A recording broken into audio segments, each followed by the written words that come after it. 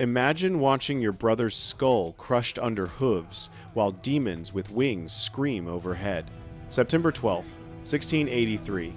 18,000 horsemen would charge down a mountain at 40 miles per hour, and in 20 minutes of mechanized slaughter, they'd shatter an empire that had terrorized 3 continents for 3 centuries. This wasn't a battle. This was industrial-scale butchery where 3,000 winged warriors became a single organism of destruction, their 18-foot lances punching through men like skewers through meat. The mathematics were obscene. 170,000 Ottoman soldiers would become a river of screaming, bleeding refugees in less time than it takes to eat breakfast. But here's what will make your blood run cold. This massacre only happened because 15,000 starving men inside Vienna had been eating rats, boiling leather armor for soup, and watching their children die of starvation for 60 days while Europe's so-called Christian kings betrayed them. One commander's arrogance, one king's desperate gamble, 3,000 cavalry, with wings that shrieked like hell itself. 20 minutes? That would determine whether your ancestors would speak German or Turkish. How could wings attached to armor break an army 10 times your size? Why did France secretly encourage the Ottomans to destroy Christian Vienna? What made the defenders keep fighting when their daily ration was a dead horse, divided among 100 men? The answers lie in the most savage 20 minutes in European warfare. July 14th, 1683, 170,000 Ottoman warriors appeared on Vienna's horizon like a city made of violence and silk. This wasn't just an army. This was the superpower of its age, bringing industrial death to medieval walls. 20,000 janissaries, slave soldiers trained from childhood to kill without hesitation, whose musket volleys fired with mechanical precision that dropped men in rows like harvested wheat. 40,000 Sipahi cavalry whose ancestors had conquered from Baghdad to Budapest, their sabers sharp enough to behead a man with a casual backswing. But the real terror rolled forward on 60 ox teams per piece.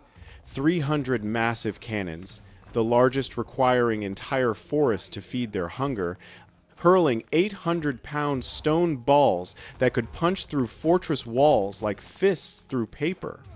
Grand Vizier Kara Mustafa Pasha commanded this avalanche of death. At 54, he burned with ambition to surpass Suleiman the Magnificent, who'd failed to take Vienna in 1529.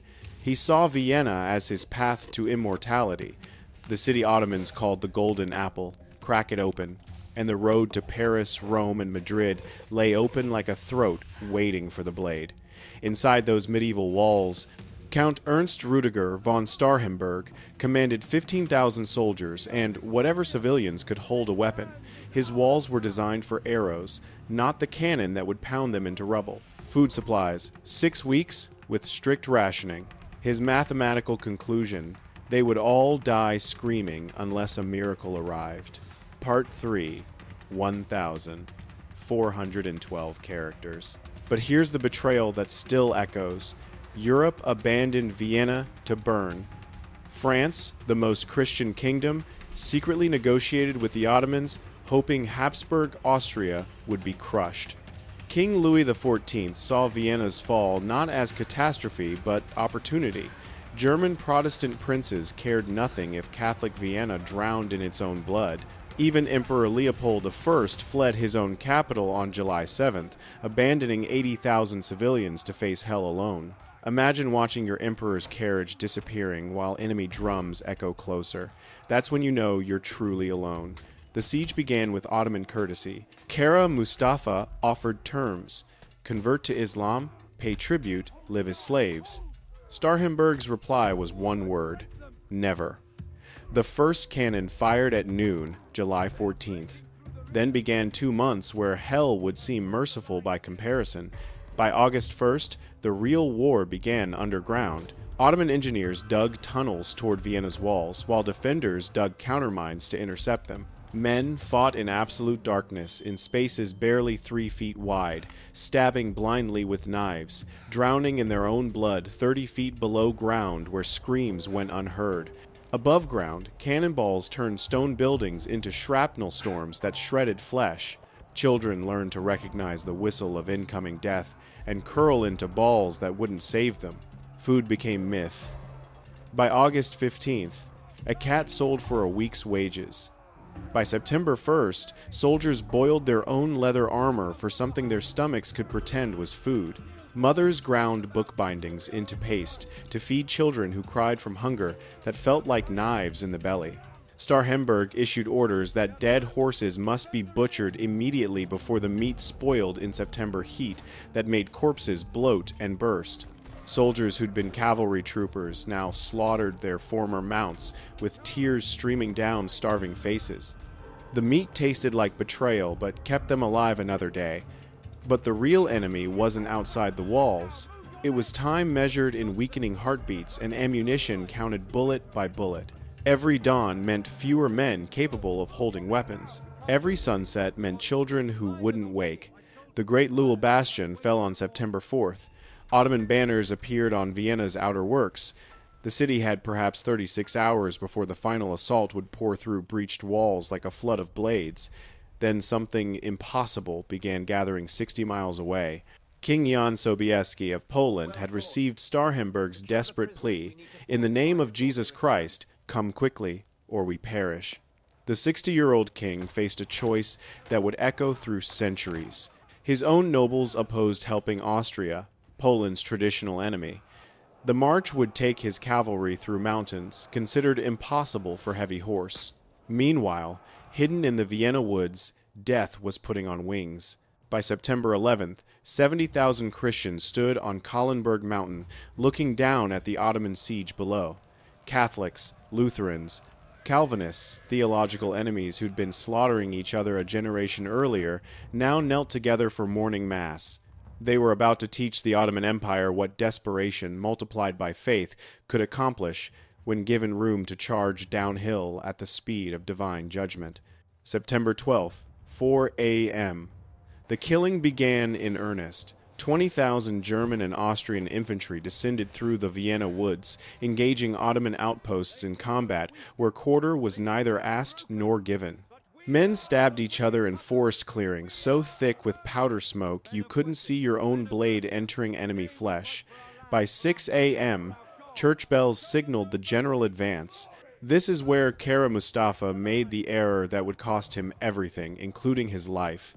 His subordinates reported a massive relief army approaching. The Grand Vizier, lounging in his 25,000-square-foot silk pavilion, complete with fountains and a private zoo, refused to believe it. "Impossible," he declared. "Continue preparing for tomorrow's final assault." He ordered only token forces to face the threat, convinced his numerical superiority made defeat mathematically impossible. But terror is a weapon that cuts both ways. As Ottoman troops in the rear wheeled to face the new threat, panic rippled through siege lines that had spent 60 days expecting certain victory.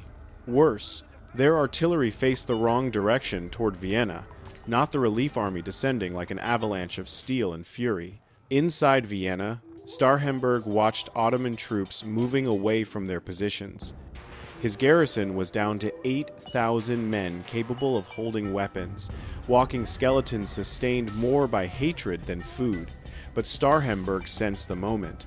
At 10 a.m., Vienna's gates opened, and 8,000 corpses with swords emerged. Men who hadn't eaten solid food in days charged Ottoman positions, fueled entirely by the rage of 60 days watching their children starve. The psychological impact was devastating.